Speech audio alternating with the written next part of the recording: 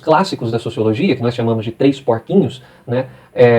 Emile Durkheim, Marx e Weber, Weber seria então o autor que eu mais me identificaria.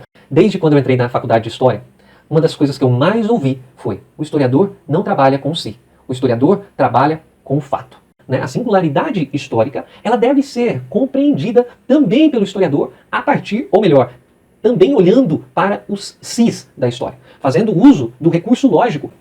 Vamos lá então. Olá galerinha do Pinceladas do Saber, estamos aqui então para mais uma de nossas videoaulas e hoje eu gostaria de comentar com vocês um dos assuntos mais importantes desse canal, no meu entendimento de conteúdo epistemológico, condensação de conhecimento. Eu acredito que o tema que eu vou trabalhar com vocês hoje aqui é de fundamental importância para aqueles que estudam teoria da história, historiografia e até mesmo para aqueles que estão habituados a fazer uma relação do conhecimento sociológico com a história. Hoje eu gostaria de comentar com vocês sobre Max Weber e a história. Né? Esse autor, vocês que acompanham o meu canal já há algum tempo, devem ter percebido que Max Weber tem uma premência. Max Weber tem, na hierarquização dos clássicos da sociologia, que nós chamamos de três porquinhos, Emile Durkheim, Marx e Weber, Weber seria então o autor que eu mais me identificaria, o autor que mais me cativaria na leitura sociológica, histórica que eu faço do mundo.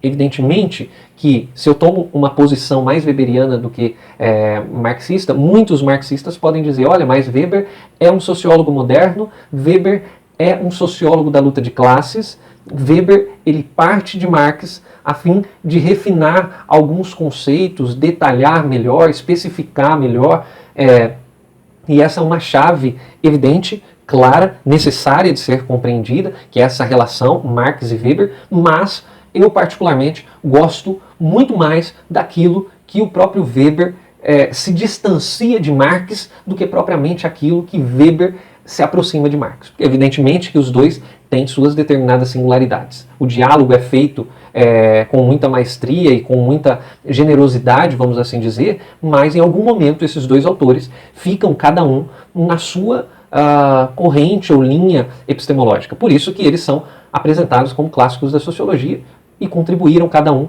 com a sua maneira, com a sua teoria, com os seus conceitos. Ok? 3 minutos então dessa primeira, dessa inicial, né, introdução, dessa inicial fala minha. Aí eu gostaria então, nesse momento, de nós partirmos especificamente para a ideia de Weber e a história. Vamos lá então. Olha só, vou ler um texto aqui com vocês. Não há absolutamente nada de inútil na questão. O que poderia ter acontecido se Bismarck não tivesse tomado a decisão de fazer a guerra? Ela toca, de fato, o ponto decisivo para a estruturação histórica da realidade. A saber, que significação causal devemos, no fundo, atribuir a essa decisão individual? No centro da totalidade dos elementos infinitamente numerosos que deviam justamente ser agenciados daquela maneira, e não de outra, para levar aquele resultado. E que lugar tal decisão ocupa na exposição histórica? Se a história pretende se elevar acima do nível de uma simples crônica dos acontecimentos e das personalidades, não lhes resta outro caminho, senão o de formular questões desse tipo. E enquanto ciência, ela sempre procedeu assim. Ensaio, né, sobre a teoria da ciência. O que eu gostaria de trazer? Né? Quais são essas questões que a história precisaria formular? Desde quando eu entrei na faculdade de História, uma das coisas que eu mais ouvi foi: o historiador não trabalha com si, o historiador trabalha com o fato. O historiador trabalha com aquilo que aconteceu. Isso é, o historiador tem um objeto de estudo que é um objeto de estudo empírico, até certo ponto palpável, documental.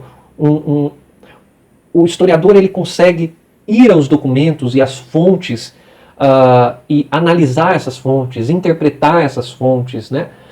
O Weber está dizendo: olha, se a história pretende ser mais do que uma mera crônica, não uma mera crônica no sentido pejorativo, mas se a história se pretende ser mais do que simplesmente o relato de determinados acontecimentos, então a história precisa fazer esse tipo de questões. Quais questões Weber está apontando? A questão do si. O historiador precisa, na reconstituição histórica, na busca pelos acontecimentos históricos, pelas singularidades históricas, pelas causalidades históricas, o historiador precisa, portanto, se dedicar ao si. Isso é, a história poderia ter sido escrita de uma maneira evidentemente diferente. A história poderia ter tomado outros rumos que não os nossos rumos, que não os rumos do nosso mundo contemporâneo ou do mundo que é habitado pelo historiador, que é produtor de conhecimento. Nesse sentido, o que eu estou querendo dizer para vocês é que Weber está dizendo que o historiador precisa trabalhar com possibilidades históricas. Grave isso na sua cabeça. Possibilidades históricas são os sis. Por isso ele diz, não há absolutamente nada de inútil na questão. O que poderia ter acontecido se Bismarck não tivesse tomado a decisão de fazer a guerra? E aí, é interessante, porque as pessoas vão dizer, mas não tem como trabalhar com o se, né? Se a Holanda tivesse colonizado o Brasil, o que teria acontecido, né? É evidente que nós precisamos, portanto, trabalhar não somente com o relato crônico dos acontecimentos históricos, e haverá, portanto, uma subjetividade do historiador ao contar a história, mas mais do que isso. A história weberiana também está pensando pela lógica, está pensando pela racionalidade, está pensando pela construção e produção de conhecimento. E talvez você possa dizer, é inviável que o historiador trabalhe com o cis, porque o cis nós nunca saberemos exatamente como ele poderia ter acontecido.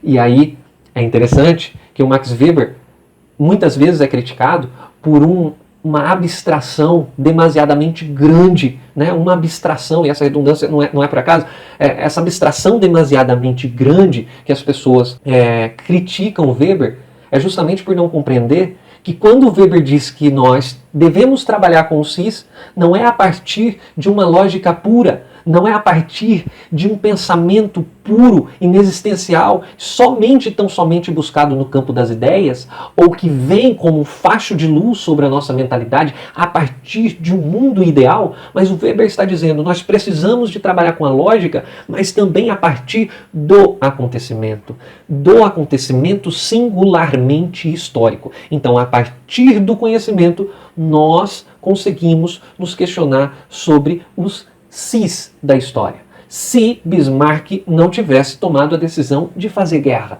o que teria acontecido? Você percebe o que teria acontecido a partir daquilo que aconteceu. Se aconteceu determinada coisa com Bismarck tomando determinada decisão, se ele tivesse tomado uma decisão diferente, a história teria sido diferente. E o historiador, portanto, fecha a conta com a prova dos três, quando ele levanta o cis em questão e mostra, de certa maneira, essa realidade histórica da qual o historiador está compreendendo. Agora, é preciso ainda elaborar a ideia e pontuar a ideia que, além do historiador trabalhar com o cis, o historiador precisa de ter a compreensão weberiana daquilo que seria uma ciência sociológica ou uma ciência histórica. Isso é, a compreensão do passado, a compreensão das causalidades históricas. Eu preciso de fazer um vídeo falando sobre causalidade histórica e sobre acontecimento histórico, né? Mas vai ficar para uma próxima. Mas a compreensão dessa singularidade histórica, desses acontecimentos históricos, elas são parciais. Elas são parciais porque a nossa compreensão do presente é parcial, mas ela também é parcial porque a nossa compreensão do passado, evidentemente, também é parcial. Isso significa que, ainda o presente sendo parcial para nós, o presente também era parcial para aqueles que viviam no passado. Por isso, a proposta de Max Weber é que muitas vezes nós, mesmo com a nossa parcialidade contemporânea, conseguimos compreender a história, ou melhor, a história não, o passado, às vezes mais do que aqueles que estavam tomados em suas paixões, emoções, símbolos, significados daquele mundo contemporâneo passado. Então, é para isso que serve, ou esse deveria ser a realidade do conhecimento histórico. Conhecer sociedades passadas com maior clareza do que propriamente as pessoas que viviam naquele momento. Bem, eu pontuei aqui ao menos 3 considerações para nós passarmos para a próxima videoaula. A primeira delas é que eu gosto muito de ler Weber a partir de uma chave hermenêutica que o coloca em superação do pensamento de Marx. Isso significa que eu gosto muito mais dos aspectos weberianos que superam o conhecimento de Marx do que propriamente o conhecimento weberiano que o chancela, o legitima, ok? Então, eu diria que eu gosto muito mais do Weber dissonante de Marx do que propriamente o Weber que está em uma harmonia com Marx. Essa é a chave de leitura weberiana, não é a única. Existem outras maneiras de ler Weber, mas eu queria deixar pontuado a minha posição. O segundo tópico desse vídeo foi que a realidade histórica, a singularidade histórica, ela deve ser compreendida também pelo historiador a partir, ou melhor, também olhando para os sis da história, fazendo uso do recurso lógico, mas não a partir de um facho de luz que vem diretamente no nosso cérebro com vários insights diretamente do mundo ideal, mas a partir do próprio acontecimento singular histórico, da própria causalidade histórica, você consegue elaborar uma compreensão dos sis. E o terceiro tópico, que é tão importante quanto os outros, olha só, o conhecimento histórico é parcial. Quando você faz história, quando você produz historiografia, há uma parcialidade nisso que você está fazendo. Porque a sua compreensão do presente é parcial. E a sua compreensão do passado também é parcial. Bem, agora nós iremos para um outro vídeo que eu espero que você goste tanto quanto, ok? Até o próximo Pinceladas do Saber. É hora de dar